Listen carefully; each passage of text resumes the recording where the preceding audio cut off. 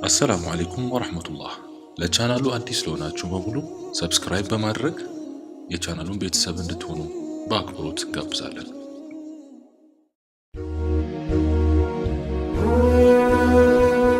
ምንም እንኳን በመዲና ያሉ አይሁዳውያን በረሱል ዓለይሂ ሰላቱ ወሰላም መግባት ቢናደዱም ምንም ማድረግ ባለመቻላቸው መዲና ፍጹም ሰላማዊ ከተማ ሆናለች። ከዚያም ረሱል ዓለይሂ ሰላቱ ወሰላም 6 ጊዜያዊ ህጎችን አጸደቁ። አንደኛ፣ ሙሃጂሮችና አንሷሮች አንድ አካል ናቸው።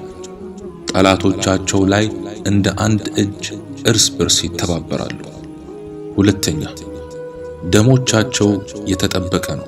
ሙእሚን ሙእሚንን አይገድልም፣ ለካፊርም አግዞም ሙስሊምን አይጋደልም። ሶስተኛ፣ አይሁዳውያን የሃይማኖት ነጻነታቸው የተጠበቀ ሲሆን ሙስሊም እንዲሆኑ አይገደዱም። አራተኛ፣ መቀመጫቸውን መዲና ላይ ያደረጉት አይሁዳውያን ከሙስሊሞቹ ጋር በመተባበር ሀገሪቱን ከወራሪ አካል መከላከል ግዴታቸው ሲሆን ከኢስላም ጠላቶች ጋር ትብብር ማድረግ በጥብቅ የተከለከለ ነው። አምስተኛ፣ ሁሉም በደለኛ፣ አመፀኛ፣ ቸልተኛና እነዚህን ህግጋት የሚጻረር ሰው በሱ እርግማንና ቁጣ ይወርድበታል፣ ሙስሊሞችም ይዋጉታል። ስድስተኛ፣ በማንኛውም ጉዳይ አለመስማማት ቢፈጠር ፍርዱ ወደ ቁርአንና ወደ ሱና ተመላሽ ይሆናል። በዚህ ሁኔታ ከፊሉ አይሁዳውያን እስልምናን በውዴታ ሲቀበሉ፣ ከፊሎቹም አሻፈረኝ ብለው በተደነገገላቸው መብት መሰረት መዲና ላይ መኖር ጀመሩ። ከሀገር ውስጥም ሆነ ከሀገር ውጭ በድብቅ በመንቀሳቀስ የመዲናን ሰላም ለማደፍረስ እጅጉን ቢጥሩም በነቢያዊ ሥርዓትና የአመራር ብስለት መዲና ሰላሟን አስጠብቃ ኢስላምን በማሰራጨት የሙስሊሞች ማዕከል ሆነች። ምንም እንኳን የመካ ሙሃጅሮች ነፍሶቻቸውን ከመካ ቁረይሾች ቢያተርፉም ንብረቶቻቸው ግን የመካ መሳፍንት በሆኑትና በአጋሪያኑ ተዘርፎባቸዋል። ሙስሊሞች ይህን ለማካካስም ከሻም ሀገር በመዲና በኩል የሚመጡትን የመካ ቁረይሾች ሸቀጣ ሸቀጥ ለመውሰድ ስምምነት ላይ ደረሱ።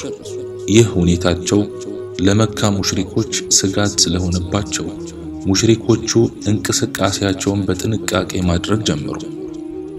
ከዕለታት አንድ ቀን አቡ ሱፊያን ከሻም ወደ መካ በርካታ ሸቀጦችን ይዞ በመጓዝ ላይ ሳለ ወሬውን ሙስሊሞች ይሰሙና ንብረቱን ሊያስጥሉት በመስማማት 314 ሙስሊሞች ወደ መንገዱ ጉዞ ጀመሩ።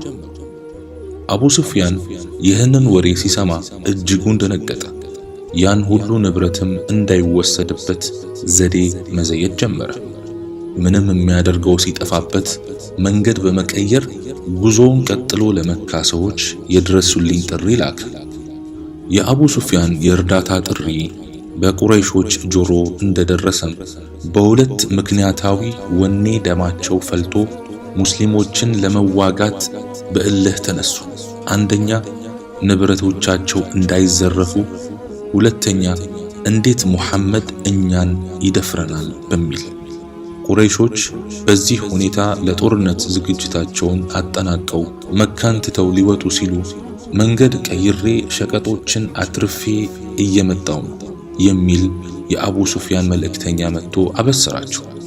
አሁን ህዝቡ ወኔው በቅጽበት ተነፈሰ። ንብረቶቻችን ካልተነኩ ከሙሐመድ ጋር ምን አዋጋን በማለትም ጦርነቱን ሲሰርዙ የጃሂልያ ወይም የድንቁርና አስተሳሰብ ጭንቅላቱን ማዕከል አድርጎ የያዘውን አቡ ጃህል ሰው ለጦርነት ከተነሳ በኋላ መመለሱ በሌላ የአረብ ነገዶች ጆሮ ከገባ ውርደታችንን መሸከም አንችልም በሚል ሰውን ገፋፍቶ ኸምር፣ ዘፋኝ፣ ሴት ሰብስበው ለመዋጋት ወደ በድር ተጓዙ። አሁን ሁለቱም የጦር ቡድኖች ከተራራው ታች ባለው ሜዳ ላይ ተሰልፈዋል። ከርቀት ይተያያሉ። የሙስሊሞቹ ቁጥር ከቁረይሽ አጋሪያን ጋር ሲነጻጸር እጅጉን ያስደነግጣል። ምንም እንኳን የሰሓቦች ቁጥራቸው ማነስ ለጦርነት የሚጋብዝ ባይሆንም በኢማን በተሞላው ልባቸው በወኔ ቆመዋል። ረሱልም ዓለይሂ ሰላቱ ወሰላም እየተዟዟሩ ያበረታቷቸው ጀምሯል። በዚህ መካከል ነበር ከሙሃጅሮቹ ሚቅዳድ ኢብኑ ዐምር የተባለው ለረሱላችን ዓለይሂ ሰላቱ ወሰላም ያ ረሱለላህ የታዘዝከውን ሁሉ ፈጽም፣ እኛ ካንተ ጋር ነን ያለው። ይህን ጊዜ ከዚያው አንሳሮች ክቡር የሆነው ሰዓድ ኢብኑ ሙዓዝ ያ ረሱለላህ እኛ በርሶ አምነናል፣ ይዛችሁ በመጣችሁትም እውነት ነው ብለናል፣ አጽድቀናል። በዚያም ዙሪያ ልንታዘዘውትምና ላናምፀውት ቃል ኪዳን ገብተንለውታል። ስለዚህ ያሻውትን ነገር ይዘዙን እንፈጽማለን። ወላሂ ባህር ውስጥ ግቡ ብትሉን እንኳን ለመግባት ዝግጁ ነን ብለው ታሪካዊ ንግግራቸውን ለረሱል ዓለይሂ ሰላቱ ወሰላም አሰሟቸው። ከዚያም ረሱል ዓለይሂ ሰላቱ ወሰላም በጥበብ የተሞላ የሰራዊት አሰላለፋቸውን ተጠቅመው ካሰለፉ በኋላ ጦርነቱ ተፋፍሞ ተጀመረ። ረሱልም ዓለይሂ ሰላቱ ወሰላም እጃቸውን ወደ ላይ ከፍ በማድረግ ያ አላህ ቃል የገባህልኝን ሙላልኝ ብለው ዱዓ አደረጉ። በመጨረሻም በሙስሊሞቹ ኢማናዊ ጥንካሬና በሙሽሪኮች ዱንያዊ ዝንባሌ የተጀመረው የበድር ጦርነት ሙስሊሞችን የድል ካባ አልብሷቸው ሙሽሪኮቹን ለሙስሊሞቹ ምርኮ በማድረግ ተጠናቀቀ። በዚህ ሁኔታ አንድም ቀን እረፍት ያላገኙት ነቢይ ከሀገር ውስጥ ሙናፊቆችንና ከሀገር ውጭ ደግሞ ሙሽሪኮችን በመጋፈጥ መዲና ላይ ለ6 ዓመታት በማሳለፍ በርካታ የአረብ ነገዶችን ወደ ዲን አልኢስላም ካስገቡ በኋላ በወርሃ ዙል ሒጃ ረሱል ዓለይሂ ሰላቱ ወሰላም ተከታዮቻቸውን ይዘው በሰላም ለሐጅ ከመዲና ወደ መካ ጉዞ ጀመሩ። ይህን ወሬ የሰሙ የቁረይሽ ጎሳዎች የምን ንቀት ነው በሚል ቁጣቸው ገነፈለ። ሙሐመድም ሆነ ተከታዮቹ የመካን ምድር አይረግጧትም ብለው ቁረይሾችም ከነ ወታደሮቻቸው መጡ። ምንም አይነት ጦርነት ያልፈለጉትና ያልታጠቁት የሙስሊሞቹ ሰራዊት በተረጋጋ መንፈስ ጉዞአቸውን ቀጥለዋል። በዚህ ሁኔታ በመጓዝ ላይ ሳሉ ከመካ አቅራቢያ ሁደይቢያ የተባለ ቦታ ሲደርሱ የረሱል ፈረስ መሄድ እምቢ አለች። ያን ጊዜ ረሱል ዓለይሂ ሰላቱ ወሰላም የአላህ ትእዛዝ መሆኑን ተረዱ። እዚያው ቦታ ላይ ረሱል ዓለይሂ ሰላቱ ወሰላም ትንሽ ቆይተው ወደ መካ የሚወስደውን መንገድ ዳግም ተያያዙት። ይህ ሁኔታ እጅጉን ያስደነገጣቸው ቁረይሾች በፍርሃት ተውጠው ረሱል ዓለይሂ ሰላቱ ወሰላም ዘንድ መልእክተኞችን መላክ ጀመሩ።